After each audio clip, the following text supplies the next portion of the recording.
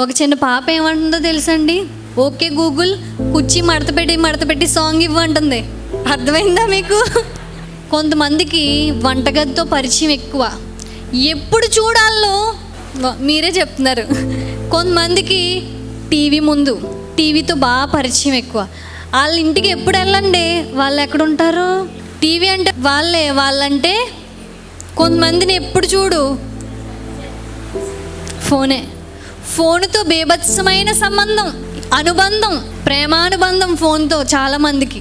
కొంతమందికి ఎప్పుడు ఫోన్ చేసినా మీ లైన్లన్నీ బిజీయే. కొంతమందికి ఆ పరిచయాలు ఎక్కువ. కొంతమందికి చాటింగ్లో, ఎప్పుడు చూసినా చాటింగ్లే, గేమ్స్ అని అవని ఇవని యవనస్తులు వేటితో పరిచయం, అనుబంధాలు పెంచుకుంటూ ఉంటారు. ఎలా అయిపోతుందో చూడండి. చిన్న పాప, ఆ అమ్మాయికి 1.5 year ఉంటుందేమో, 2 సంవత్సరాలు కూడా పూర్తి అవ్వలేదు. అంత చిన్న పాప వెళ్ళి ఓకే గూగుల్, కుర్చీ మడత పెట్టి సాంగ్ ఇవ్వంటుంది. అలా ఒక్కొక్క దానితో పరిచయాలు. చాలామంది ఫోన్లో, ఫేస్బుక్లో ఎవరెవరితోనో పరిచయాలు. చుట్టుపక్కల ఉన్న మనుషులతో మాట్లాడరు, కానీ ఎక్కడెక్కడో ఉన్న వాళ్ళు ఎవరో, వీళ్ళ మొహం తెలీదు, వాళ్ళ మొహం తెలీదు.